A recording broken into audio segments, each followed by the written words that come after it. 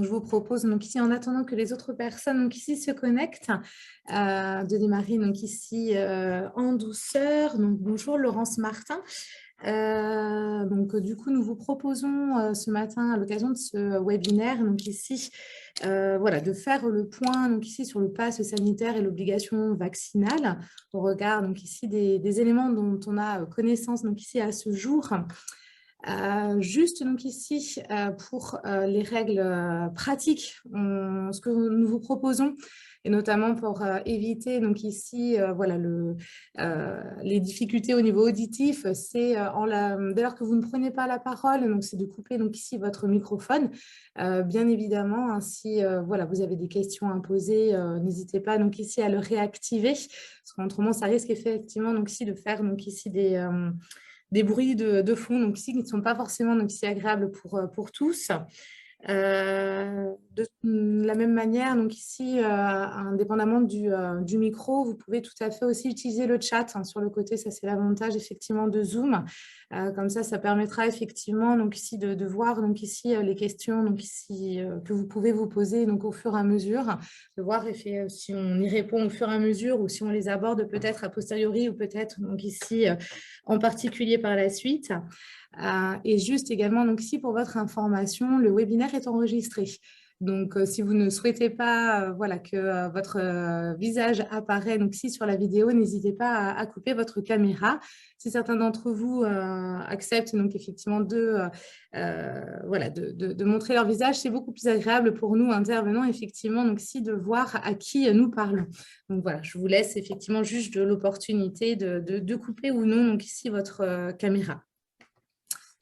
Alors, je regarde, donc ici, alors, docteur Benlaoussine, je ne sais pas si... Alors, du coup, on ne vous entend pas.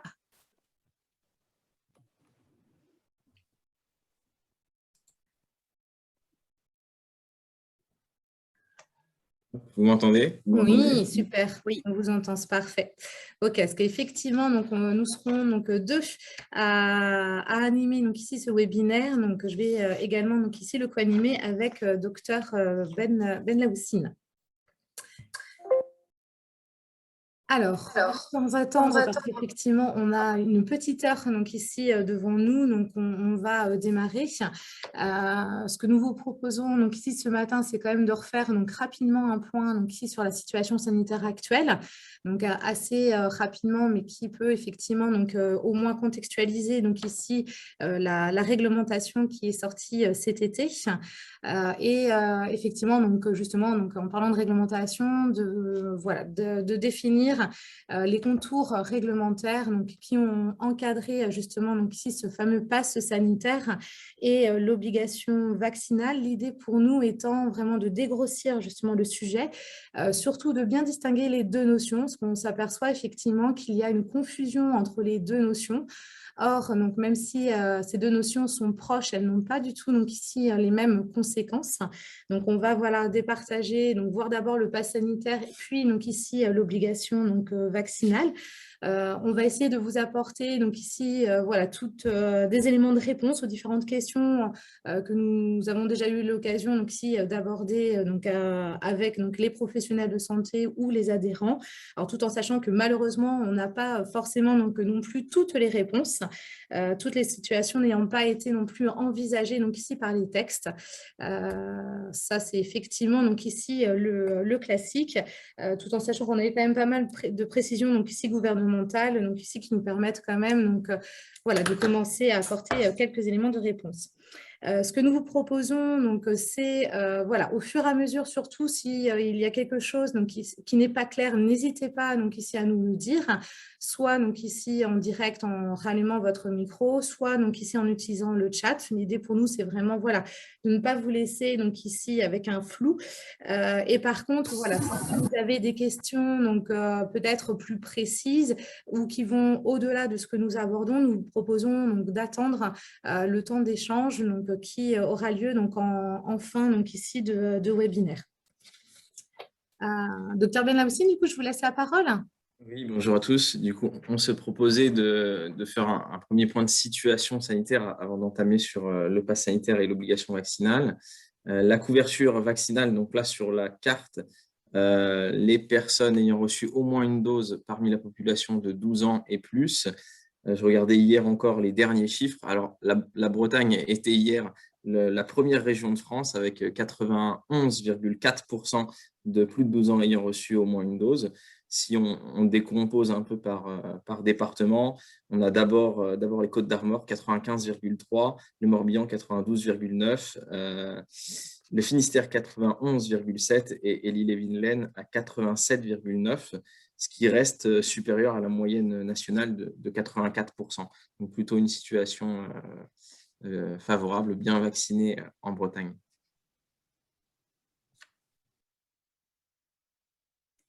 On peut passer. Alors, juste du coup, pour aborder la vaccination, ces deux courbes, alors la première en haut de l'écran représente en fait l'évolution du nombre de cas. Alors là, c'était de façon hebdomadaire de Covid-19 entre tout à gauche mai 2020 et tout à droite aujourd'hui. Alors, on ne voit pas en bleu, donc en bleu la courbe France, en rouge la courbe Bretagne. Alors, il y a un lissage pour faire la comparaison. La première vague, en fait, on ne la voit pas sur la courbe puisque au printemps 2020, il n'y avait pas suffisamment de tests. Ce qu'on voit, le premier pic, c'est la deuxième vague aux alentours de novembre 2020. La troisième vague, fin mars 2021. Et puis, en un peu plus petite sur la droite de l'écran, ce qu'on a appelé la quatrième vague avec un pic qui semble être atteint fin août dernier. Et en fait, si on superpose et on regarde juste en dessous, on a fait apparaître Tu t'emmerdes pas, la tu fais carte tout le monde. la carte des patients hospitalisés en réanimation en Bretagne. Donc, on retrouve tout à gauche la première vague avec ce petit pic, deuxième et troisième. Et finalement, la quatrième vague, là en tout cas, c'est un impact direct de la vaccination, c'est que la quatrième vague, même si on a une augmentation du nombre de cas, on a eu une augmentation plus modérée du nombre de patients en réanimation. Si on compare troisième et quatrième vague, en termes de nombre de cas, on a globalement une quatrième vague qui a atteint 65% de la troisième en nombre de cas. Et en patients en réanimation, par contre, on est de l'ordre de 30 à 35% de ce qu'on avait en troisième vague. Donc là, la dynamique, en tout cas, est plus tellement la même. Un décrochage du nombre d'hospitalisations et du nombre de patients hospitalisés en réanimation. On va pouvoir attaquer du coup directement sur le vif du sujet et rentrer sur d'abord le pass sanitaire. Alors déjà, la définition, en quoi ça consiste? C'est la présentation à l'employeur ou au responsable de l'établissement, sauf contre-indication médicale à la vaccination, de 3 documents. Alors soit le résultat d'un dépistage ne concluant pas à une contamination par la COVID-19 avec un délai inférieur à 72 heures. Ça, ce test pourra être apporté par un test PCR, un test antigénique ou un autotest supervisé, soit d'un justificatif de schéma vaccinal complet concernant la COVID-19. Alors, la subtilité, c'est que quand on parle on y reviendra tout à l'heure, mais quand on parle de schéma vaccinal complet, c'est les 2 doses ou la dose associée à ce délai nécessaire, donc qui est 7 jours après la deuxième injection pour les vaccins à double injection ou 4 semaines s'agissant du Johnson & Johnson après l'unique injection. Et la troisième possibilité, c'est la preuve et la présentation d'un certificat de rétablissement à la suite d'une contamination par la COVID-19. Et aujourd'hui, en fait, dès qu'on a une PCR positive à la COVID-19, on reçoit via l'assurance maladie et SIDEP un certificat de rétablissement qui couvre la période de 6 mois suivant ce test positif. Juste un petit focus, une précision sur les autotests, puisqu'on a pu avoir quelques questions, notamment la place des autotests en entreprise. Ça a pu être peut-être présenté à un moment. C'est plutôt un arsenal complémentaire dans le dépistage, mais ça ne remplace pas la PCR ni le test antigénique, puisque l'autotest, alors l'information, on la trouve pas beaucoup, mais il y a quand même des indications à respecter. Normalement, en tout cas, on ne peut pas faire d'autotest si on a des symptômes. Et on ne peut pas faire d'autotest non plus si on n'est déjà cas contact d'une personne positive. C'est-à-dire qu'en entreprise, on ne pourrait pas imaginer de se sentir pas bien, d'avoir un peu de fièvre ou de tousser, et puis de faire un autotest. Là, on ne rentrerait pas dans les indications de l'autotest. L'autotest est en fait plutôt un outil complémentaire de surveillance qui pouvait être proposé à certains publics où on proposait en fait 1 à 2 fois par semaine de faire cet autotest qui est un peu moins invasif. Mais en tout cas, ça ne remplace pas du tout. Il faut vraiment se retirer de l'esprit l'idée je suis symptomatique, je fais un autotest. Il n'y a pas d'indication et en tout cas, le test n'est pas validé dans ces conditions. Et puis l'autotest, en tout cas, surtout dans le contexte du pass sanitaire, bien retenir qu'il ne permet pas l'édition d'un QR code pour le pass sanitaire. C'est-à-dire qu'on peut faire en pharmacie un autotest dit supervisé, où là, il y a le professionnel de santé qui va accompagner et qui va valider et émettre le QR code. Mais l'autotest qu'on peut acheter en pharmacie, faire à la maison, celui-ci, évidemment, ne permettra pas d'avoir ces 72 heures de pass sanitaire.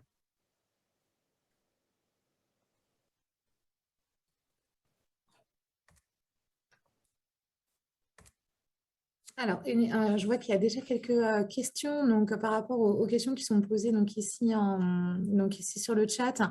Je vous propose donc, ici de les aborder après, parce qu'on va voir effectivement justement donc, ici, les conséquences vis-à-vis donc, des salariés donc, par la suite.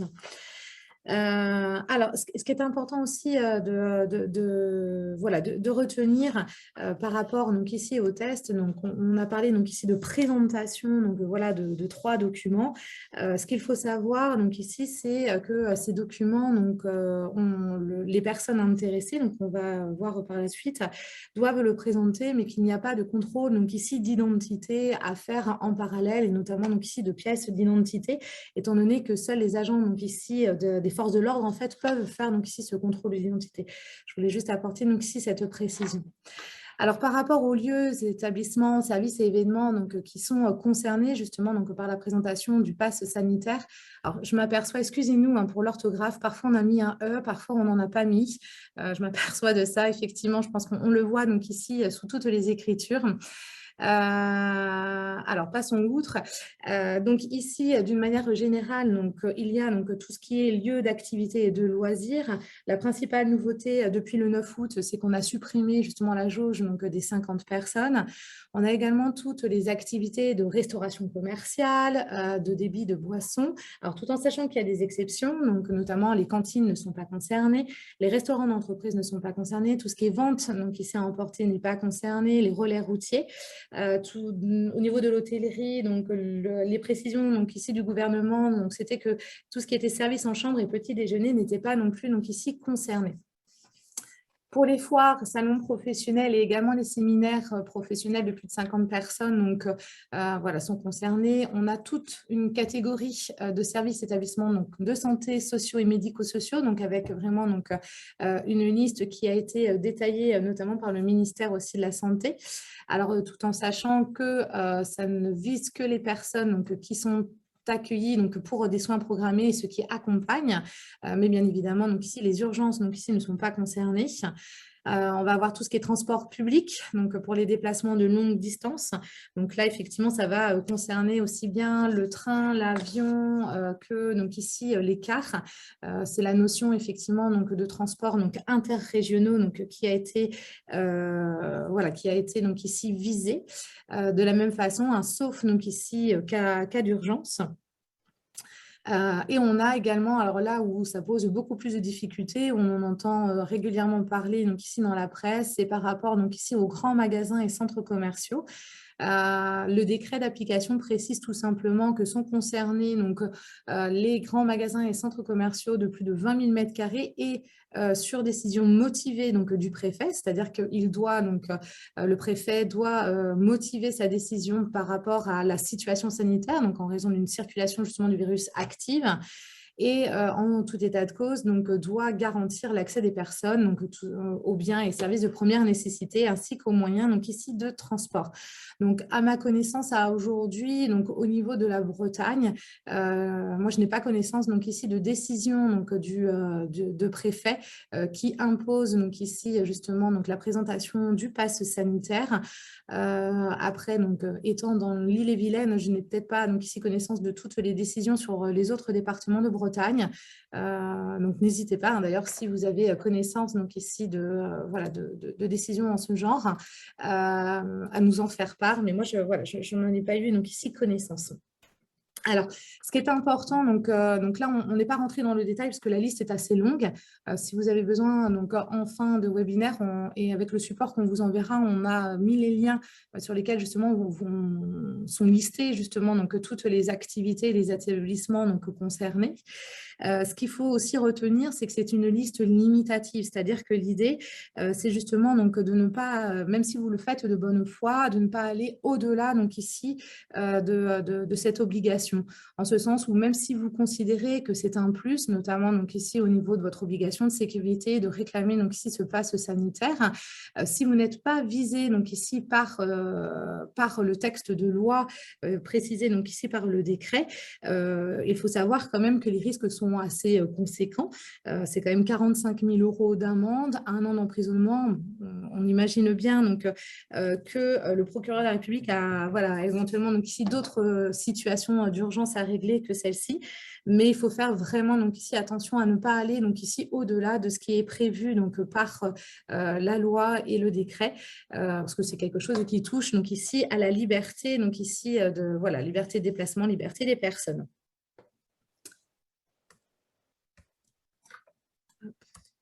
Alors voilà, on vous a résumé ici donc, sous forme de schéma, donc ici les différents lieux qui sont donc, concernés, donc café, bar, restaurant. Alors par contre, effectivement, donc, y compris donc, les terrasses, ça c'était effectivement donc, sujet à débat à un moment donné, donc tout ce qui est discothèque, les salles de sport, piscine, les cinémas, tout ce qui est festival, les musées, les événements sportifs, voilà, effectivement, donc ça concerne beaucoup de lieux. Alors, la question était de savoir aussi qui et quand donc, est concerné donc, par le pass sanitaire. Alors, dès le 9 août 2021, c'était l'ensemble du public accueilli. Donc, il y avait encore cette notion de public accueilli. Donc, en gros, donc ici, les personnes donc, qui se présentent donc, ici dans les établissements, mais qui ne sont pas salariés. La grande nouveauté en fait, de la loi, c'était justement d'étendre à partir du 30 août 2021 le pass sanitaire aux salariés. Non seulement aux salariés, mais également donc, les agents publics si on est structure de droit public, mais également aux bénévoles et aux autres personnes majeures donc, ici, qui interviennent. Ça, c'était vraiment donc, ici, la nouveauté. Ça ne concerne pas seulement donc plus seulement le public accueilli, mais également donc ici les salariés donc en interne et également donc ici aussi les sous-traitants qui peuvent donc intervenir de manière régulière.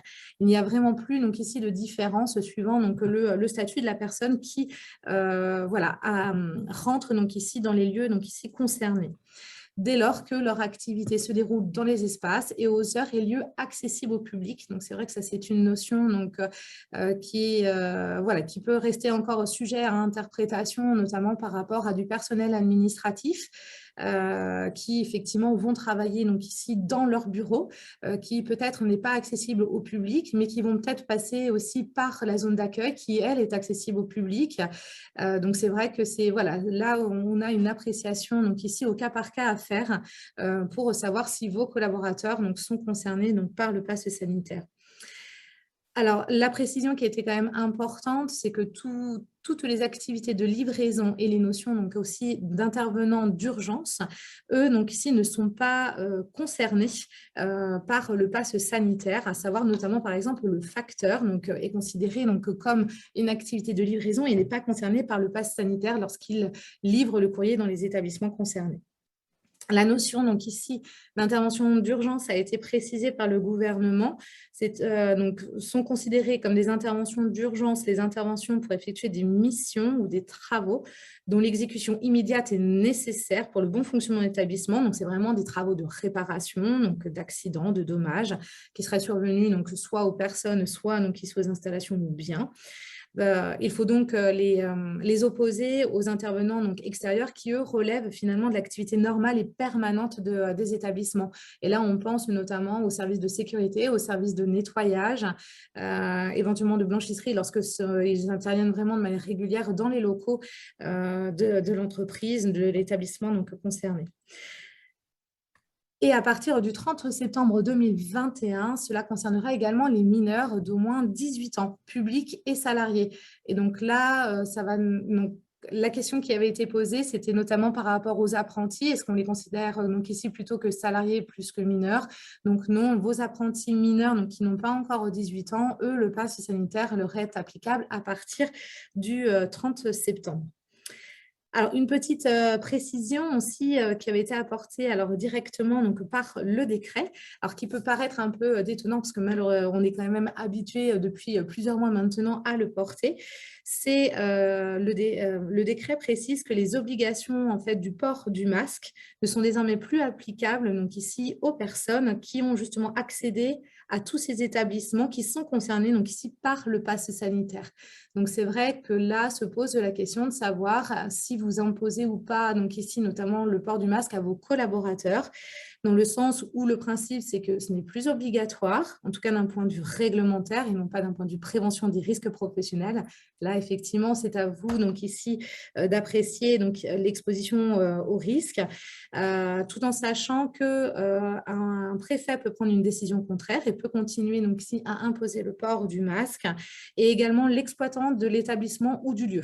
Donc, vous, en tant qu'employeur ou responsable de l'établissement qui serait concerné par le pass sanitaire, vous pouvez décider de continuer à imposer le port du masque. Et à cet effet, rien ne vaut donc ici la mise à jour de votre document unique d'évaluation des risques pour justement donc ici bien justifier et motiver le pourquoi. Donc ici, on continue le port donc ici du masque.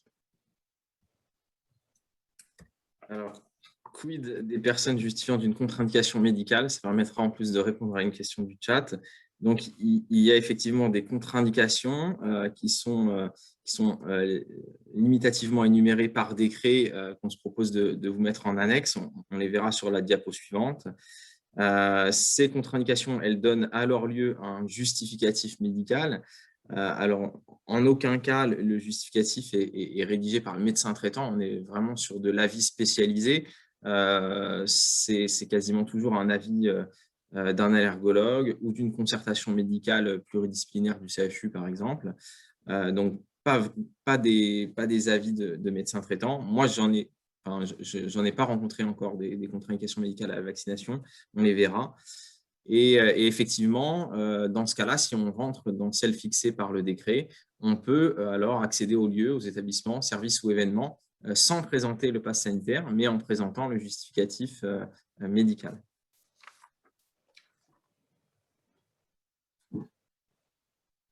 Les contre-indications médicales, finalement, on peut les compter sur les doigts d'une main. Un antécédent d'allergie documenté avec un avis d'un allergologue à un des composants du vaccin. Alors, c'est plutôt les tableaux d'allergie sévère au PEG, au polyéthylène glycol ou au polysorbate, qui sont des excipients qu'on peut mettre dans les vaccins. Voilà, là, j'en ai pas vu non plus. Une réaction anaphylactique au moins de grade 2 à une première injection, là aussi posée après expertise allergologique. Sur un choc anaphylactique de grade 2, c'est des tableaux qui sont assez rares, des chocs anaphylactiques avec une déficience d'au moins 2 organes. Bon, voilà, là, je n'ai pas eu de tableau rapporté, mais ça peut exister. Des personnes ayant déjà présenté des épisodes de syndrome de fuite capillaire, là aussi, c'est quasiment anecdotique. Hein, le syndrome de fuite capillaire, c'est en fait une hyperperméabilité des vaisseaux capillaires, qui sont les plus petits vaisseaux, de cause inconnue. Depuis 1960, donc en 60 ans, on a recensé 150 cas. Donc, je ne pense pas qu'il y en aura beaucoup dans les entreprises. Quatrième possibilité, alors là, ça concerne plutôt les enfants ou les adolescents, c'est un syndrome inflammatoire multisystémique pédiatrique, ce qu'on appelle le PIMS, post-Covid-19. En fait, ce sont des enfants de 0 à 19 ans qui font 3-4 semaines après leur Covid-19, un tableau de fièvre qui persiste avec des éléments inflammatoires sur les prises de sang et puis une présentation clinique qui s'y associe. Là aussi, je regardais les chiffres hier. Depuis mars 2020, on en a recensé 560 en France.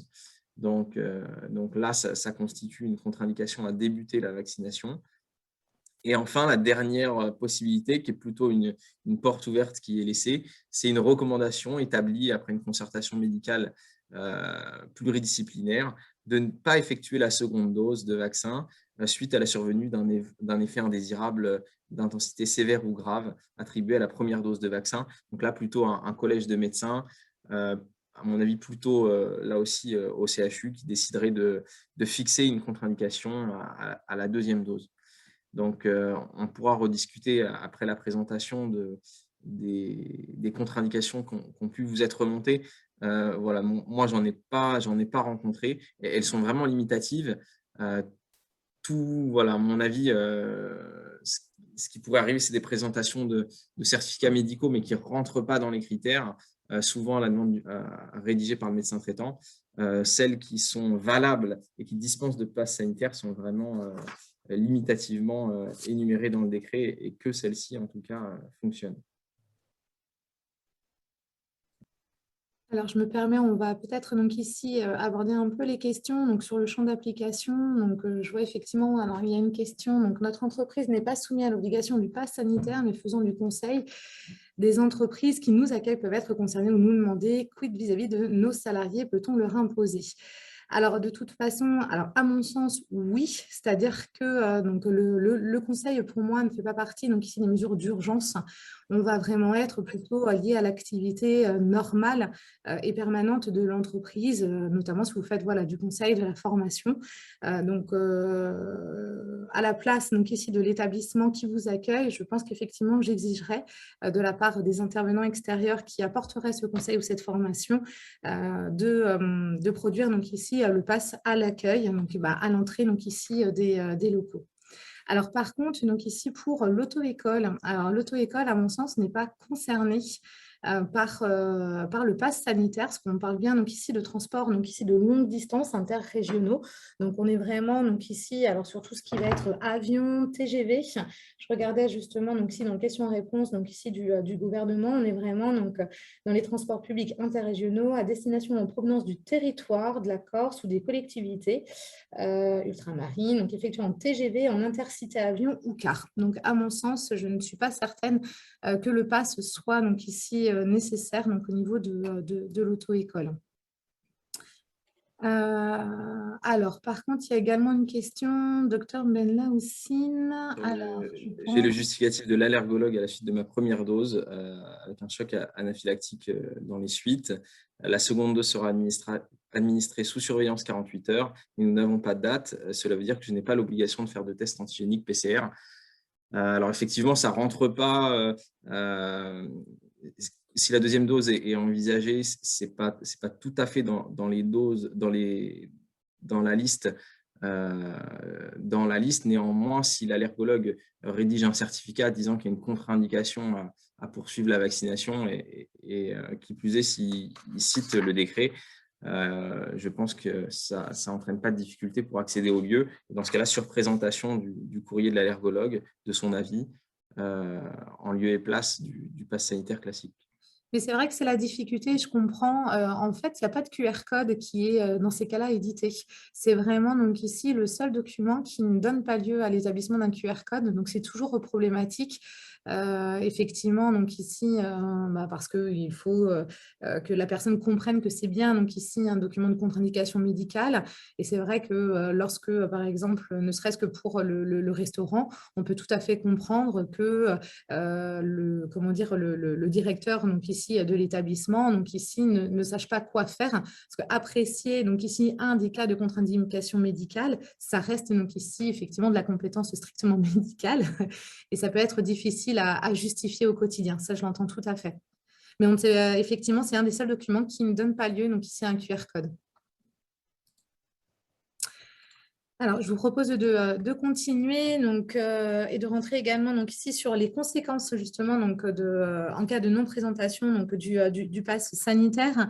Alors, vis-à-vis du public, bon, tout simplement, l'accès doit être refusé, donc, sauf justificatif de cette contre-indication médicale à la vaccination, mais à mon avis, qui donnera lieu donc, à interprétation et en tout cas à différents schémas d'accueil de la part donc, ici, de la personne qui contrôlera.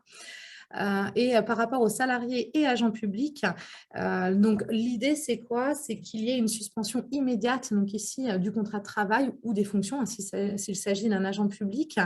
Alors tout en sachant que ça nécessite de la part de l'employeur une notification de cette suspension, parce que la suspension donc, qui va entraîner également une suspension de la rémunération, donc ne va courir qu'à partir de cette notification donc, de la suspension du contrat de travail. Le principe, c'est que c'est une notification par tout moyen, mais on ne peut que vous préconiser soit de la remise en main propre contre des charges, soit donc une lettre recommandée avec accusé de réception. Et à partir de ce moment-là, le salarié peut décider avec votre accord de poser des jours de repos conventionnels, donc soit liés à votre aménagement, donc notamment liés à votre aménagement donc, du temps de travail, donc des jours de RTT, ou des jours donc ici de congés payés s'il lui en reste. Alors, à savoir que vous, en tant qu'employeur, donc ici, vous ne pouvez pas imposer donc ici cette pause de jours de congé. C'est vraiment sur demande et avec du salarié et avec donc ici votre accord. Donc, voilà, une suspension donc ici du contrat de travail. Donc, ce qui veut dire quoi? C'est notamment, on arrête donc ici d'acquérir des congés payés à ce niveau-là. Votre obligation en tant qu'employeur, donc c'est de convoquer à un entretien donc le salarié au-delà de 3 jours donc ici de suspension.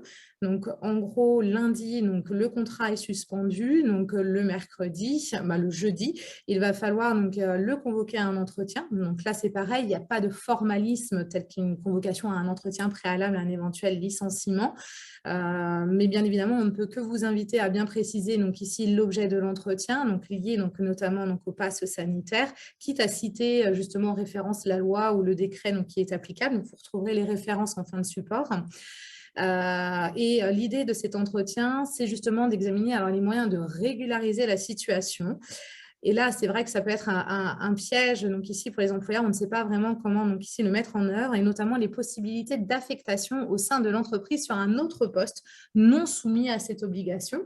Donc, le gouvernement précise qu'il s'agit d'une simple faculté. Après, effectivement, donc, voilà, cette précision gouvernementale, donc ici, ne préjuge pas donc ici de la position voilà, d'un conseil de prud'homme ou autre donc, qui irait plus loin en disant que finalement, c'était prévu, que vous deviez examiner. Ça ne veut pas dire qu'il y a un automatisme, mais qu'il fallait examiner ces possibilités et justifier ou justement de l'impossibilité d'affecter la personne sur un autre poste qui ne serait pas soumis donc, justement à l'obligation donc, du pass sanitaire. Alors, quelques spécificités, donc, notamment donc, par rapport aux apprentis et aux contrats de professionnalisation. Donc, si l'apprenti ou le titulaire d'un contrat de pro donc ici, ne présenterait pas donc, le pass sanitaire, il y aurait suspension de son contrat de travail, finalement que donc, ici pour la partie en entreprise, pour la partie vraiment terrain. Par contre, donc, ici, pour la partie formation, donc, notamment en CFA, l'apprenti pourra continuer donc, ici, d'aller donc ici se former donc, au niveau donc, théorique. Alors, qui contrôle? Donc, en gros, c'est le responsable des lieux. Donc là, on est bien donc, au niveau du pass sanitaire. Donc, c'est même si ce n'est pas l'employeur, c'est bien le responsable du lieu qui est concerné qui va procéder à ce contrôle. Alors, ça notamment donc, par rapport à des intérimaires. Donc, ce n'est pas donc, l'agence d'emploi qui va donc, ici faire le contrôle, c'est l'entreprise utilisatrice qui va faire donc, le contrôle lorsque l'intérimaire va prendre donc, ici son poste. Par contre, bien évidemment, l'agence d'emploi va l'en informer préalablement donc, qu'il doit présenter donc, ici ce pass sanitaire. Il en est de même pour des salariés, par exemple, mis à disposition par un groupement d'employeurs. Surtout, alors, Faites attention également, donc là, on ne va pas approfondir ce sujet, mais juste pour vous alerter côté donc, RGPD, donc au niveau de la protection donc, ici des données personnelles, ne conservez pas à outrance donc, ici les documents. Alors d'autant plus que c'est bien prévu donc, par la loi que vous ne pouvez conserver finalement que le résultat donc ici du contrôle et non pas le justificatif. C'est-à-dire que par exemple, lorsqu'on vous présente donc, ici un QR code, sur un format papier. Vous ne pouvez pas donc, conserver ni le QR code ni le papier donc, voilà, dans son intégralité. Lorsque vous allez scanner, notamment avec l'application donc, Tous Anti-Covid de Vérif, vous ne pouvez conserver à la limite que l'écran, donc comme quoi ça a bien été donc, ici validé, que son pass est valide. Après, c'est vrai que c'est toujours donc ici difficile à comprendre, mais voilà, il faut bien conserver uniquement que le résultat si vous conservez quelque chose et non pas donc ici le justificatif en soi. Alors, sur les différentes donc ici sanctions. Alors, je vois qu'il y a une question dans une entreprise. Alors, par exemple, voilà, je vais aborder directement la question. Alors, nous sommes dans une entreprise informatique qui n'est pas soumise au pass, tout à fait, mais le personnel extérieur, ménage, peut-il montrer un pass? Alors, non. En fait, quand je parlais notamment des sous-traitants, donc par exemple, donc ici, les entreprises de nettoyage, elles vont être soumises donc ici au pass sanitaire uniquement si elles interviennent dans des établissements qui eux-mêmes sont soumis donc ici au pass sanitaire. Donc typiquement un établissement donc ici de santé, donc les personnes, donc si c'est une société extérieure donc qui fait le ménage, devra également donc ici présenter le pass sanitaire. Mais vous, comme vous êtes une entreprise donc informatique qui n'est pas du tout soumise au pass sanitaire, donc le personnel extérieur ne doit pas non plus montrer donc ici un pass sanitaire. Alors, sur les sanctions. Sur les sanctions, donc ici, alors, qui peut être sanctionné? Donc, plusieurs personnes, hein, finalement. Donc, déjà, donc ici, le public ou donc ici le salarié, l'agent public qui doit présenter donc ici son pass sanitaire. Si donc il outrepasse cette obligation donc, et en cas de contrôle, donc il peut voilà, avoir une amende de 135 €. L'exploitant de services de transport, si lui, pareil, ne procède pas, donc ici à une absence de contrôle, dans ces cas-là, donc il a également donc, une amende de 1 000 € qui est majorée donc ici à 1 300 € en cas de, voilà, de récidive. Par rapport aux exploitants d'un lieu, établissement, service ou événement concerné. Donc, si, donc, par exemple, le café ne procède pas à ce contrôle et qu'il y a donc ici un contrôle. Dans ces cas-là, l'agent de contrôle va procéder donc, à une mise en demeure. Donc, tout d'abord, la mise en demeure consiste à demander donc, à l'exploitant de régulariser la situation dans les 24 heures ouvrées. Si jamais, donc ici, en cas de nouveau contrôle, de nouveau, donc il ne fait pas ce contrôle de passe sanitaire, dans ces cas-là, c'est une fermeture administrative hein, qui peut être encourue, donc d'un maximum de 7 jours. Et au-delà de 3 constats d'infraction sur une même période de 45 jours, donc le risque ultime est donc 1 an d'emprisonnement et de 9 000 € d'amende. Et alors, et ça, on voulait effectivement le préciser, également une sanction pour justement une personne qui ne serait pas soumise justement, donc ici, l'établissement qui ne serait pas soumis justement donc, au pass sanitaire et qui exigerait justement la présentation du pass sanitaire justement hors les cas prévus par la loi. Là, la sanction donc, est d'1 an d'emprisonnement et de 45 000 € d'amende. Alors, je ne vois qu'il n'y a pas donc, ici de questions sur le sujet. Donc, ce que je vous propose, c'est de passer à ci. Alors, par rapport à l'amende, non, bien sûr, ce n'est pas l'employeur ou le responsable de l'établissement hein, qui va… Alors, je réponds à la question qui est sur le chat, donc je ne comprends pas l'amende envers le salarié. C'est sur non-présentation sur son lieu de travail. Alors, c'est vraiment si, par exemple, il y avait donc ici une procédure de contrôle, par exemple, des forces de l'ordre, où, en fait, on s'aperçoit donc lors du contrôle que le salarié ou le public, du coup, n'a pas présenté donc, son passe sanitaire, c'est vraiment donc ici l'office de police judiciaire hein, qui en fait du coup émettrait cette amende de 135 € d'amende. Ce n'est pas du tout donc l'employeur ou le responsable du lieu d'exploitation qui va du coup donc procéder à cette sanction. Agence d'emploi, nous recevons du public, mais nous ne devons pas obliger le pass sanitaire pour venir s'inscrire. Alors, excusez-moi, je ne comprends pas. Pour venir s'inscrire. Alors, non, effectivement. Alors, ça, c'est toute la nuance. Alors, c'est bien précisé, du coup, dans le décret d'application. Il y a vraiment la nuance entre quand est-ce que je présente, donc ici, le pass sanitaire, notamment pour les intérimaires. Ce n'est pas du tout au moment de l'embauche. Alors, c'est peut-être hypocrite, donc ici, de la part, donc ici, comment dire, voilà, du législateur. Mais il y a cette distinction entre je reçois le candidat, je lui confirme qu'il est recruté et la prise de poste. Donc, lors donc ici du recrutement, vous ne pouvez pas exiger donc le pass sanitaire, vous ne pouvez qu'informer donc ici l'intérimaire qu'il devra le jour J, le jour de son embauche, présenter donc ici le pass sanitaire. Donc, effectivement, vous ne pouvez pas obliger le pass sanitaire pour venir s'inscrire.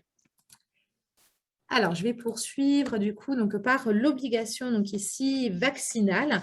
Je vais laisser la parole du coup au docteur Benlahoussine. Oui, donc on verra les nuances avec le pass sanitaire, la définition de l'obligation vaccinale qui est soumise et la mise en application.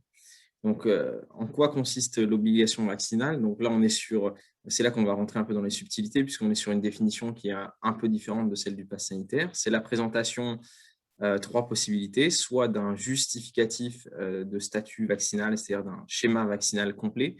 Pour les 2 doses, c'est 2 doses plus 7 jours concernant la COVID-19, soit d'un certificat de rétablissement en cours de validité à la suite d'une contamination par la COVID-19. Donc, c'est toujours notre histoire de PCR positif avec ce délai de 6 mois, ou d'un certificat médical de contre-indication. L'obligation vaccinale, donc le contrôle est réalisé soit par l'employeur, soit pour certains publics, directement par l'ARS en fonction du statut de l'intéressé.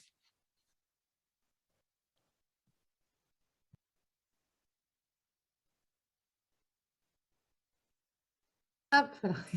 Qui est soumis à l'obligation vaccinale. Alors, donc on a vraiment donc ici plusieurs catégories. On n'est pas rentré dans le détail parce que la liste est quand même assez longue hein, finalement.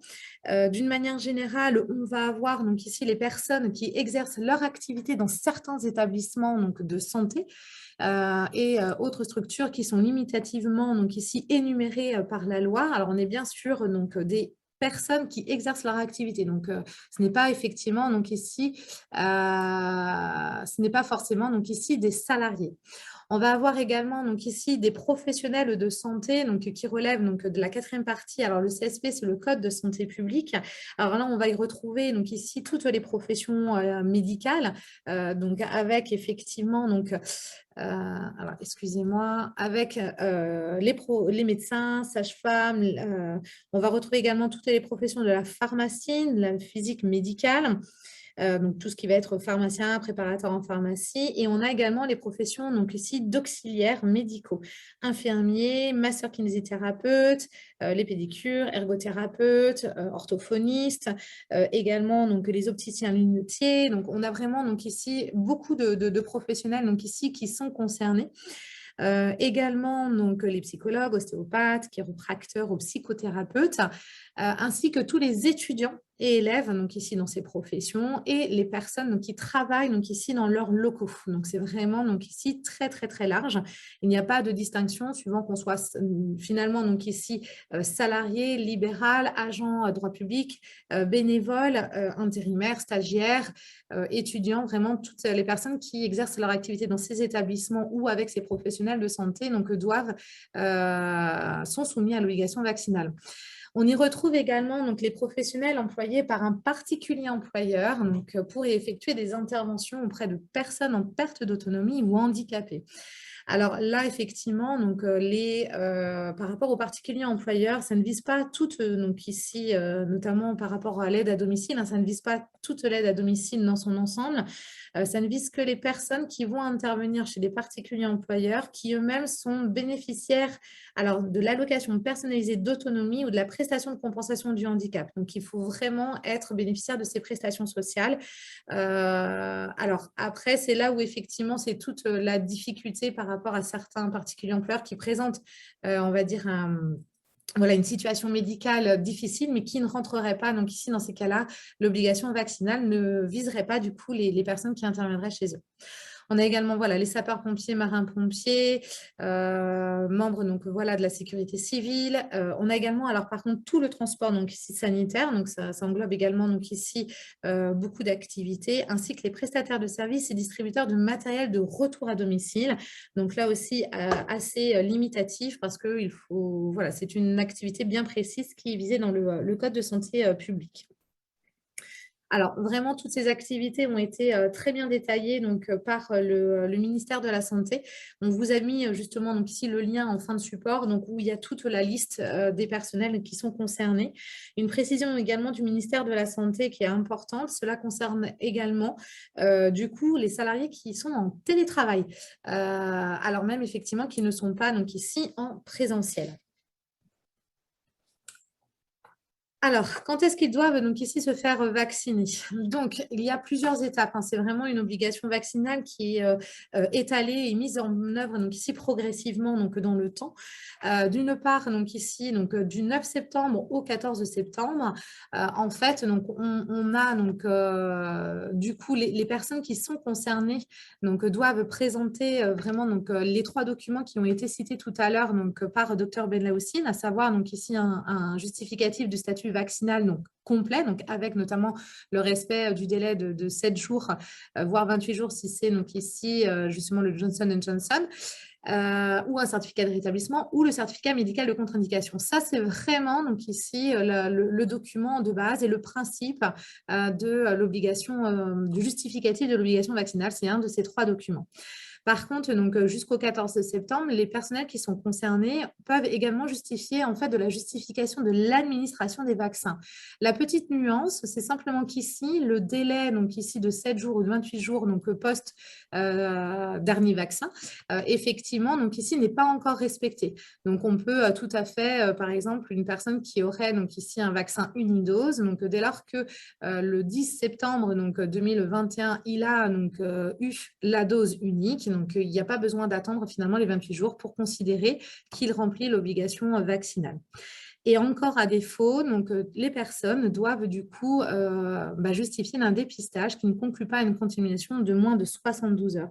Ça veut dire quoi? Ça veut dire que finalement, donc, toutes les personnes qui sont concernées par l'obligation vaccinale et qui n'auraient pas donc, l'un des 2 justificatifs, donc soit en rouge, soit en violet là sur l'écran, effectivement, doivent faire un test, donc ici, toutes les 72 heures, y compris pour ceux qui n'auraient qu'une dose sur un schéma de 2 doses. Donc, notamment, donc ici, tous les vaccins classiques, donc hors Johnson Johnson, où effectivement, là, il faut 2 doses. La personne qui n'aurait eu que sa première dose, donc dans l'attente d'avoir la deuxième, doit également continuer à faire, donc ici, des tests, donc ici, toutes les 72 heures.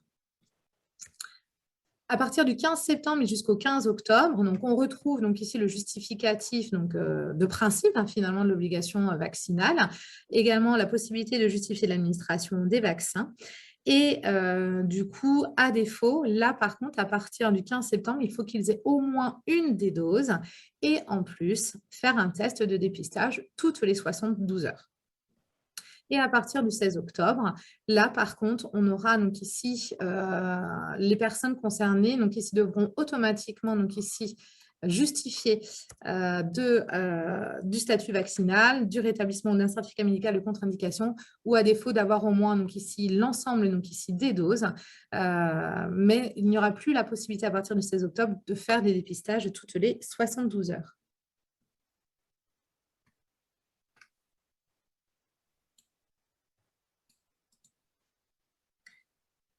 Alors, quelles sont les conséquences en cas d'impossibilité de justifier justement la satisfaction de l'obligation vaccinale? D'une manière générale, en fait, les professionnels qui sont concernés ne peuvent plus exercer donc ici leur activité et au-delà donc de 30 jours de suspension d'activité, leur conseil de l'ordre donc ici en sera informé. Par rapport aux salariés et agents publics, on retrouve un peu le même principe justement que pour le pass sanitaire, à savoir donc ici un principe de suspension du contrat de travail et des fonctions que l'employeur doit également donc ici notifier, qui entraîne également la suspension donc ici de la rémunération systématiquement. Donc du coup, ce ne sera pas une période donc ici assimilée à du temps de travail effectif, il n'y aura pas d'acquisition notamment de congés payés. Le salarié aura également la possibilité de poser donc ici des jours de repos conventionnel ou des congés payés avec l'accord du salarié. De la même façon que pour le pass sanitaire, l'employeur donc ici ne pourra pas par contre imposer cette pause donc ici de jours de repos. Et une précision quand même importante donc ici qui a été opérée donc directement donc par la loi, c'est que la protection sociale complémentaire, hein, tout ce qui est mutuelle, prévoyance complémentaire, donc du coup devra être maintenue avec cette mention effectivement que cela est d'ordre public. Alors, je ne sais pas s'il y a des questions donc ici par rapport à ce qu'on vient donc ici d'évoquer. Je vois qu'il y a pas mal de questions. Alors, excusez-moi le temps que je remonte.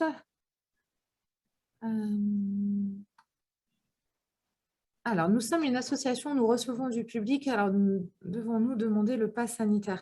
Alors, on revient toujours donc ici à la base, c'est-à-dire qu'il faut vraiment revoir donc ici l'activité de cette association. Et si vous n'êtes pas donc ici dans la liste des activités concernées par le pass sanitaire, le simple fait de recevoir du public finalement n'impose pas d'imposer le pass sanitaire. Il faut vraiment intégrer donc ici les différentes activités listées donc par le décret. Alors, nous sommes une entreprise de nettoyage et intervenons dans des centres médicaux. Pouvons-nous demander à nos salariés la preuve de leur passe sanitaire?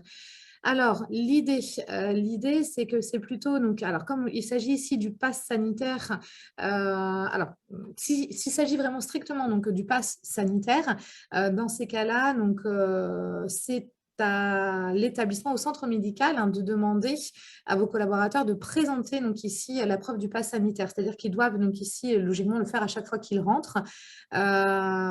L'autre possibilité étant donc ici, notamment s'ils sont donc vaccinés, s'ils ont un schéma vaccinal donc ici complet, de présenter donc ici ce justificatif et éventuellement le centre médical pourra leur remettre un document qui dit voilà qu'ils ont bien donc ici contrôlé et vous savez, il y a cette petite astuce, à un moment donné, le gouvernement précisait que, par exemple, on pouvait remettre une sorte de titre spécifique avec un code couleur ou un petit signe qui fait que la personne donc ici présente bien donc ici son pass sanitaire. Mais effectivement, c'est bien au centre médical par rapport au pass sanitaire donc, qui doit faire ce contrôle. Ce qui est différent, donc ici, si c'est par rapport à l'obligation vaccinale, où là, c'est l'employeur qui doit faire donc ici le contrôle. Entreprise de prestation de ménage, aucune entreprise ne peut imposer le pass sanitaire à nos salariés intervenants. Alors, aucune entreprise, effectivement, si l'entreprise n'est pas donc ici dans la liste des activités concernées par le pass sanitaire, ils ne peuvent pas vous imposer, et donc à vos salariés qui interviennent, ils ne peuvent pas imposer le pass sanitaire. Alors, j'espère que je réponds bien à vos questions. Alors, les éthiopathes libéraux. Alors, les éthiopathes libéraux, donc, alors, du coup, vous... Je ne suis pas sûr qu'ils rentrent dans la liste la liste qui avait été pensée. Alors, est-ce qu'ils sont dans les professions d'auxiliaires médicaux? Il y a une liste limitative, là, je ne sais pas s'ils ont pensé à mettre les éthiopathes en plus dedans. Effectivement, dans les auxiliaires médicaux, on ne retrouve pas les éthiopathes. Par contre, effectivement, d'une manière générale, il y a les ostéopathes, les chiropracteurs et psychothérapeutes. Alors, par rapport aux ostéopathes, je suis désolée, je ne connais pas forcément toutes les nuances des spécificités médicales. Mais voilà, c'est peut-être effectivement par... Bah oui, mais non, vous n'avez même pas de conseil de l'ordre. On peut se renseigner si vous le souhaitez dans ces cas-là. Je vais renoter donc directement. Ce que je vous propose, je dois avoir votre adresse mail et donc on regardera et on essaiera effectivement de voir si vous êtes donc ici concerné ou pas. C'est toujours la difficulté, hein, c'est avec les listes limitatives. Donc ici, on oublie parfois certaines activités.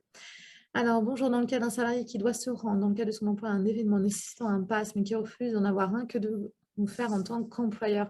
Ben, on revient exactement donc ici à cette situation, c'est-à-dire que, alors, vous pouvez donc ici nous préciser quel type d'événement? Je ne sais pas si, alors, parce qu'un, alors, un nouveau message. Salon ou autre? Ah ouais.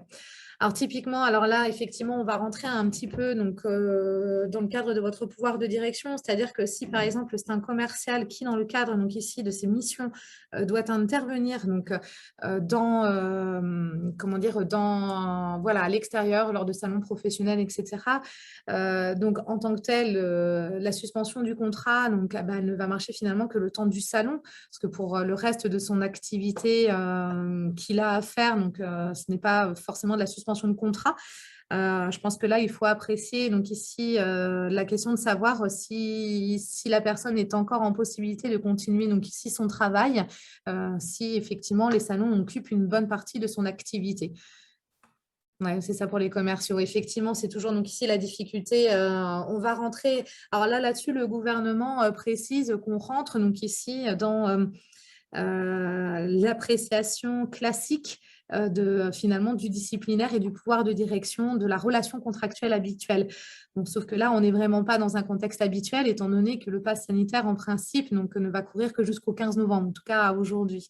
Donc, c'est vrai que c'est difficile d'envisager donc ici de mettre en œuvre du pouvoir de direction par rapport à une situation donc, ponctuelle. La seule chose que je peux vous inviter à faire, c'est effectivement donc ici le sensibiliser sur le sujet, même si je pense que c'est ce que vous avez déjà fait. En tout cas, le texte de loi ne va pas résoudre votre question parce qu'on ne prévoit que la suspension, mais ce sera de la suspension que pour le temps du salon.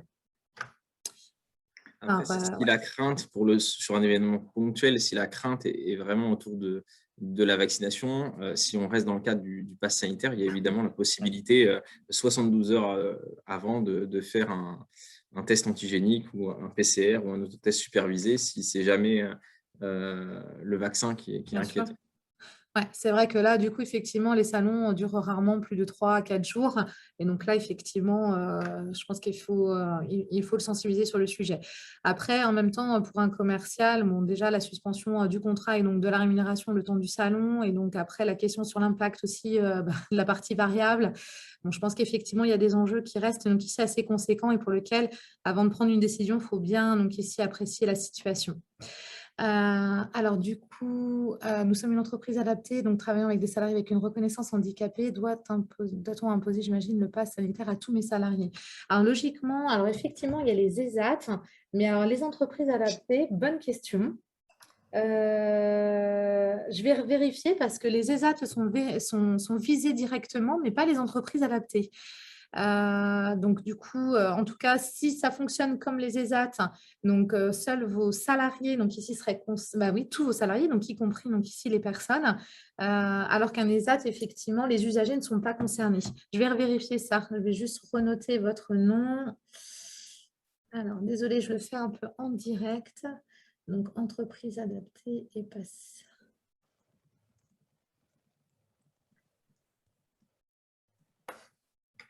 Alors, ensuite, est-ce qu'une secrétaire d'une entreprise de transport sanitaire est concernée? Eh ben, j'ai envie de dire que oui, parce que là, c'est vraiment lié à l'établissement, à l'activité de transport sanitaire. Et il n'y a pas de précision comme quoi ça se cantonnerait donc ici aux personnes donc, conduisant les véhicules de transport sanitaire.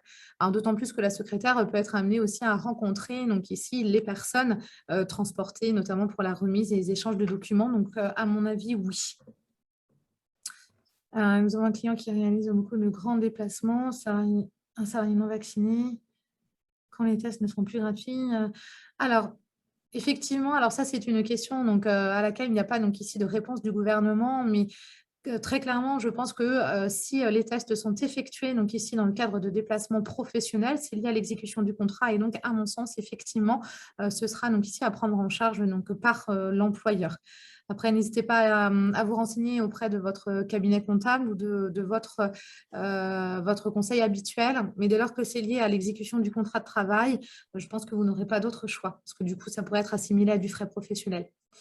Pour le transport sanitaire, alors, vise les personnes exerçant une activité de transport. Ben oui, oui. Mais comme je vous disais, en fait, c'est pas les personnes exerçant. Moi, franchement, ouais, si vous voulez, on peut creuser et puis essayer de voir, mais je pense qu'elle risque effectivement d'être concernée. Je pense qu'elle risque d'être concernée. Je vais regarder ça. Alors, votre passeport sanitaire. Ok. Alors, je vois qu'il y a beaucoup de questions. Nous sommes un établissement médico-social pour l'obligation vaccinale. Quel justificatif devons-nous présenter en cas de contrôle de nos autorités de tutelle? Alors, ça, c'est toute la question, effectivement. Alors, parce que comme du coup, on vous l'a précisé, vous n'avez pas le droit de garder les justificatifs, mais uniquement donc, ici le résultat en fait du contrôle. Classiquement, ce qui est préconisé, c'est ni plus ni moins donc, un fichier Excel en précisant nom, prénom, éventuellement, donc ici, voilà, même pas éventuellement, la personne qui a procédé au contrôle, la date du contrôle, savoir si du coup le justificatif était valide ou non valide, et le cas échéant de manière indéterminée, si notamment la personne donc ici est vaccinée avec un schéma vaccinal complet, ou alors donc ici jusqu'à telle date, si jamais c'est donc ici un test donc PCR. Mais logiquement, ils ne pourront pas vous demander au-delà de ça, étant donné que vous n'avez pas le droit de conserver donc ici les justificatifs. Alors du coup, j'ai un monsieur ou madame Guillou qui veut bien avoir la réponse, c'est ça, mais la réponse pourquoi, par contre, parce qu'autrement, je ne vais pas, je suis désolée. Juste à me préciser la réponse sur quelle question. Alors, afin de préparer un retour à une activité sur site après une longue période, est-ce qu'un employeur peut demander à ses salariés s'ils sont vaccinés? Non. En fait, si vous n'êtes pas du tout concerné, donc moi, je vous déconseille effectivement d'interroger, même si je sais que c'est une pratique qui est assez répandue, mais logiquement, vous n'avez pas le droit de demander, donc ici à vos collaborateurs, de savoir s'ils sont vaccinés ou pas. Ça relève donc ici du secret médical. Après, effectivement, par contre, donc ici, pour les déplacements professionnels qui nécessiteraient le pass sanitaire, notamment, là, par contre, vous pouvez donc ici solliciter, dans ces cas-là, donc un document justifiant du pass sanitaire, mais pas forcément, donc du coup, de l'obligation vaccinale.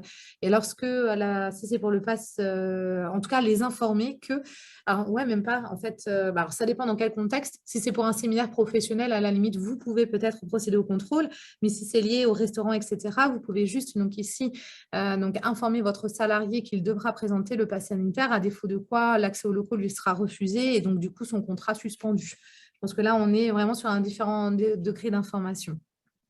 Ah, pour les AT. Ok, ok, ça marche. Pas de souci. Alors, par contre, du coup, je vais peut-être laisser Dr Menla aussi nous reprendre un petit peu donc ici la parole pour pouvoir donc continuer le support, parce que je vois l'heure qui avance. Hein, je suis désolée. Alors, tout en sachant que c'était encore un mois, je suis navrée. Alors, juste donc par rapport donc aux conséquences, donc ça on l'a vu. Hop. Alors, par rapport aux différentes sanctions, les différentes sanctions, donc le professionnel qui ne respecterait pas son obligation, donc ici vaccinale, qu'il soit salarié donc, ou libéral ou bénévole, donc c'est une amende de 135 € donc, en cas donc, de contrôle. Et l'employeur, lui, donc s'il ne contrôle pas l'obligation vaccinale, également une amende donc, forfaitaire, donc ici de 1 000 €. Et en cas de plus de 3 constats sur une même période de 45 jours, le risque est également d'1 an d'emprisonnement et de 9 000 € d'amende. Alors, tout en sachant que les contrôles peuvent être opérés par qui? Alors, par des officiers et agents donc, de police judiciaire, les médecins inspecteurs de santé publique, le personnel de l'ARS qui serait désigné à cet effet, ainsi que des agents de collectivités territoriales qui seraient donc ici habilités et assermentés donc ici à cet effet. Je vous laisse la parole, docteur Benaloussi. Désolée, j'ai un peu...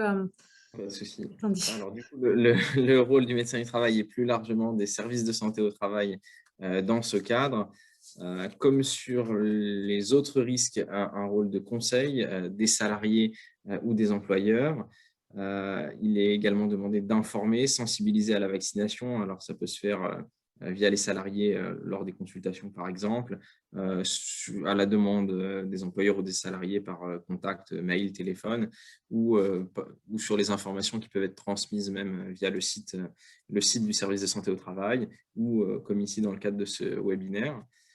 Contribuer à la campagne de vaccination selon les moyens attribués. Et bien là, effectivement, en fonction des services de santé au travail, il peut y avoir une offre de vaccination qui est organisée par le service de santé au travail et dans leurs locaux. Et enfin, à la demande du salarié, le médecin du travail peut établir une attestation de satisfaction à l'obligation vaccinale, attestation qui est établie sur présentation par le salarié, soit d'un certificat de rétablissement, soit d'un certificat médical de contre-indication à la vaccination, notamment lorsque ce n'est pas tout à fait carré sur ces histoires de contre-indication médicale.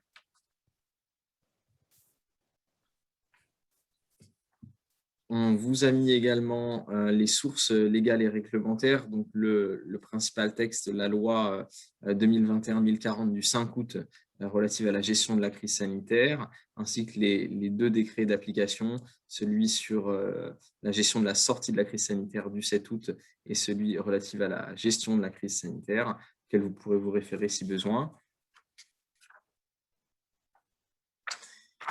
Et avant de conclure, évidemment, de repréciser de l'importance de poursuivre le respect des gestes barrières, des différentes mesures de protection. On a remis sous forme de pictogramme, évidemment, le lavage des mains, la distanciation physique, le port du masque. Alors, il y a une citation que j'aime bien reprendre, qui est pas de moi, mais qui est de Gilles Pialou, qui est le chef de service d'infectiologie à l'hôpital Thonon, qui disait « On n'a pas arrêté la ceinture de sécurité quand on a développé l'airbag dans les voitures ». Évidemment que les gestes barrières perdurent, puisque de toute façon, même les personnes vaccinées peuvent avoir un rôle dans l'infectiosité, dans la contamination. Ce serait méconnaître en tout cas la troisième voie de propagation. Il y a le postillon, l'aérosol, mais il y a également la voie manuportée. Une personne, quand bien même elle est vaccinée, quand bien même avec un vaccin très efficace, peut jouer un rôle en touchant une planche contaminée et puis sans se laver les mains, en disséminant un peu comme ça dans les locaux le virus. Donc évidemment, maintien des gestes barrières.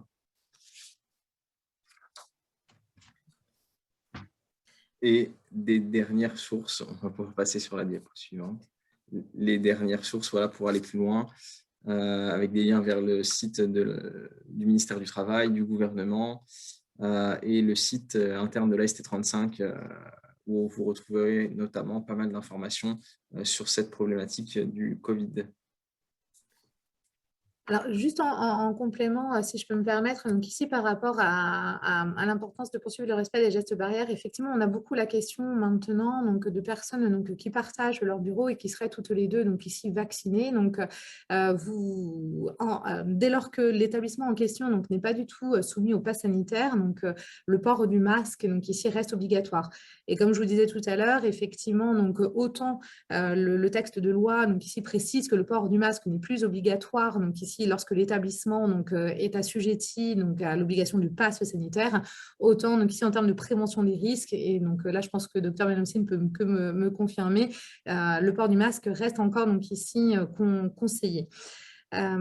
Sur toutes ces sources, vraiment, il y a vraiment, donc on vous a vraiment mis donc, notamment par rapport au site du travail, du ministère du Travail, donc c'est toutes les questions-réponses, vous savez, par thème, où là vous retrouvez tous les différents thèmes donc, liés donc, au Covid. Après, on a justement donc, vraiment de manière précise par rapport à l'obligation de vaccination ou le pass sanitaire, où là vous allez avoir donc, ici des détails sur le type d'activité concernée. Après, toutes les questions sur notamment les tests de dépistage et par rapport aux autres tests, donc ici pour bien comprendre et vous rappeler, et notamment si vous voulez sensibiliser aussi vos collaborateurs, comme le rappelait tout à l'heure Dr Melaussine, donc ici de l'intérêt, donc de la nécessité de respecter les contre-indications et les indications donc ici en la matière. Et par rapport donc ici bien sûr donc au protocole, où là ça reste donc ici le protocole reste donc ici nécessaire donc ici en termes de respect. Alors, on a une question sur, donc ici, les masques chirurgicaux, s'ils peuvent être lavés et tout de même, donc ici, garder leur efficacité. C'est vrai que beaucoup le font, mais je ne suis pas convaincue. Alors, c'était, ouais, effectivement, il y avait ça au tout début de la crise sanitaire, quand il y avait, alors à l'époque où la boîte de masques chirurgicaux coûtait 50 €, c'était vraiment au tout début. C'était du mode dégradé, effectivement. Il y en a qui utilisaient des passoires et qui mettaient de l'eau bouillante dessous. Aujourd'hui, en septembre 2021, on reste sur du masque à usage unique. En tout cas, je déconseillerais de laver et de réutiliser. Alors, sachez également en plus qu'il y a des structures qui les recyclent. Donc, n'hésitez pas à vous renseigner, qui collectent donc ici les masques chirurgicaux dans les entreprises et qui effectivement les recyclent. Petite question supplémentaire. Si un intérimaire réalise son vaccin sur son temps de travail, nous devons payer sa journée dans l'intégralité. Est-ce comme la visite médicale, nous devons payer 1 heure? Alors là, effectivement, c'est toujours donc ici la problématique. Ce qu'il faut savoir, c'est qu'effectivement, l'absence liée donc, à la vaccination, c'est prévu par la loi. C'est du temps de travail effectif. Donc, logiquement, c'est le temps de déplacement, le temps de vaccination et le temps de retour. Après, là, je vous laisse. Alors, c'est complètement indépendant de la visite médicale, par exemple, auprès du service de santé au travail. Ça reste voilà, à vous de voir comment est-ce que vous faites habituellement. J'ai envie de dire, c'est comme toute notion de temps de travail effectif. Donc, lorsqu'ils vont en formation, lorsqu'ils vont chercher des chaussures de sécurité, je ne sais pas. Mais en tout cas, la seule chose que je peux vous dire, c'est du temps de travail effectif. D'un point de vue strictement réglementaire, uniquement le temps de déplacement et le temps de vaccination. Mais ce n'est pas forfaitaire.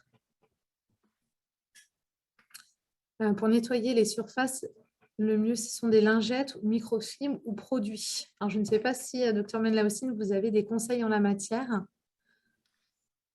Pour nettoyer les surfaces, le mieux, lingettes ou microfibres et produits.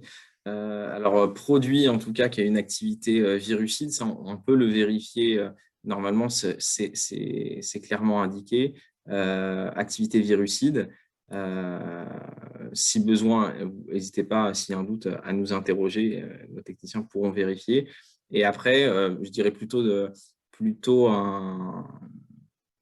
là aussi de l'usage unique, quoi, plutôt du papier qu'on va malheureusement jeter. Effectivement, l'écologie prend un petit coup en ce moment. Alors, je revenais sur les premières questions pour voir si on y a répondu. Alors, si une contre-indication existe, certificat médical, mais sans QR code, ne permettant pas le pass sanitaire, peut-on mettre en poste un intérimaire sur une mission qui nécessite le pass sanitaire? Donc non, soit effectivement, donc ça vous l'aurez bien compris, effectivement, donc le certificat de contre-indication médicale, effectivement, ne permet pas l'émission d'un QR code, mais une fois qu'il est justifié, et puis comme l'identifiait Dr Benlaoussine tout à l'heure, le cas échéant par l'intermédiaire, donc ici, du médecin du travail, dans ces cas-là, effectivement, vous ne pouvez pas mettre en poste un intérimaire qui présente cette contre-indication. Excusez-moi. Non, j'avais pas bien compris la question. Donc oui, voilà, dès lors qu'il a cette contre-indication médicale, oui, et avec un certificat médical, vous pouvez le mettre donc ici en mission, donc ici, même si cela nécessite le pass sanitaire. Excusez-moi, je n'avais pas bien interprété la question. Cela veut-il dire que tout employé doit présenter à l'employeur le pass pour les corps de métier, les différents corps de métier? Alors, je pense que ça, on y a répondu largement. Je le rappelle si nécessaire. C'est vraiment strictement, donc ici, pour les établissements concernés par les différentes activités qui sont limitativement énumérées, mais indépendamment pour les autres activités, il n'y a pas de pass sanitaire, donc ici, à exiger. Alors, je ne sais pas si vous avez d'autres, donc ici, interrogations. Alors, oui.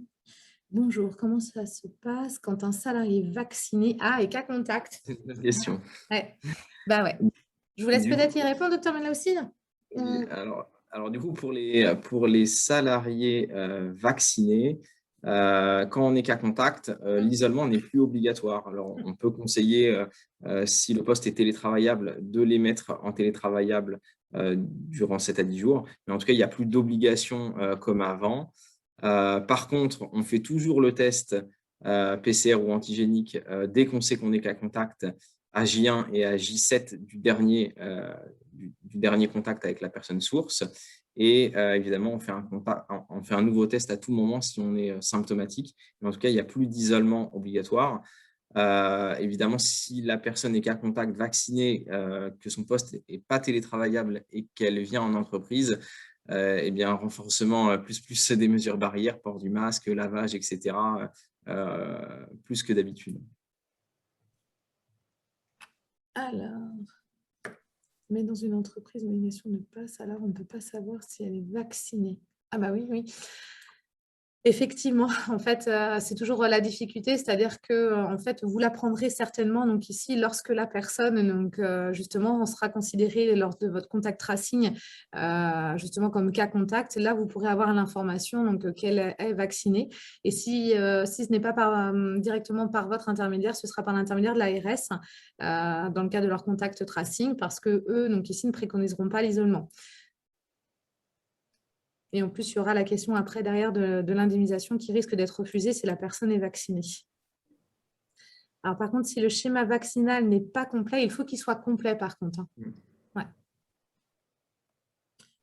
Alors, les salariés ou agents publics soumis au pass sanitaire et obligations vaccinales et qui sont en télétravail, doivent-ils présenter les documents? Alors, c'est exactement ce que je disais tout à l'heure. En fait, effectivement, alors de manière étonnante, de manière étonnante.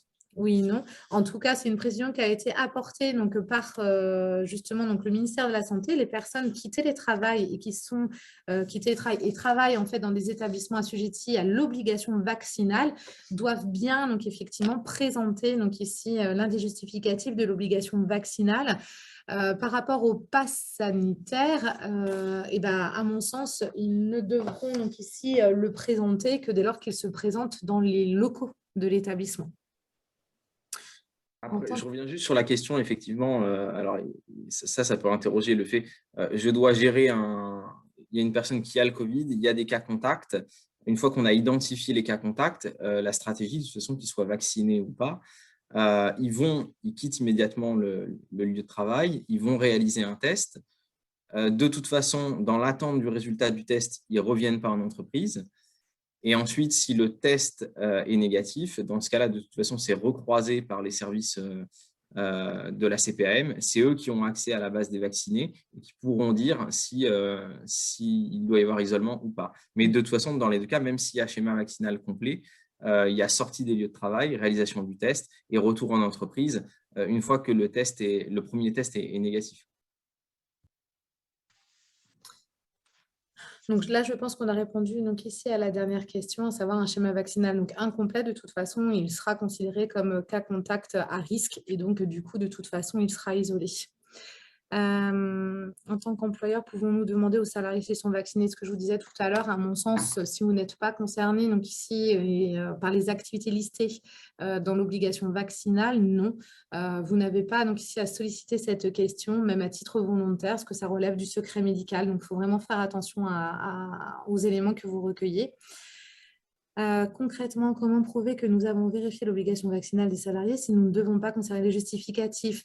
Alors effectivement, je pense que de toute façon, il y aura aussi une confiance. Je pense qu'il y a une question de responsabilisation donc ici du contrôle. On ne se dit pas que les personnes donc, en charge du contrôle vont frauder. Donc c'est ce que je vous disais tout à l'heure. Donc ici, c'est vraiment donc ici de mettre à jour régulièrement un fichier Excel pour montrer que vous faites donc ici le contrôle donc ici de manière régulière.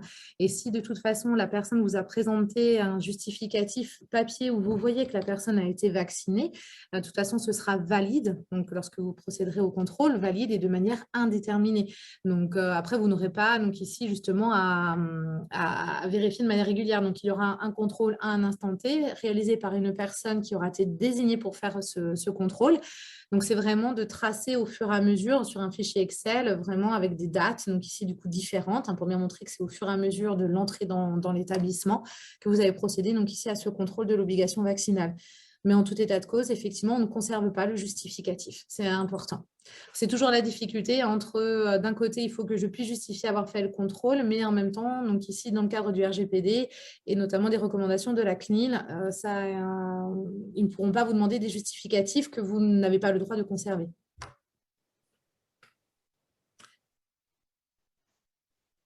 Eh bien, je vous en prie. Je ne sais pas s'il y a d'autres questions, d'autres interrogations.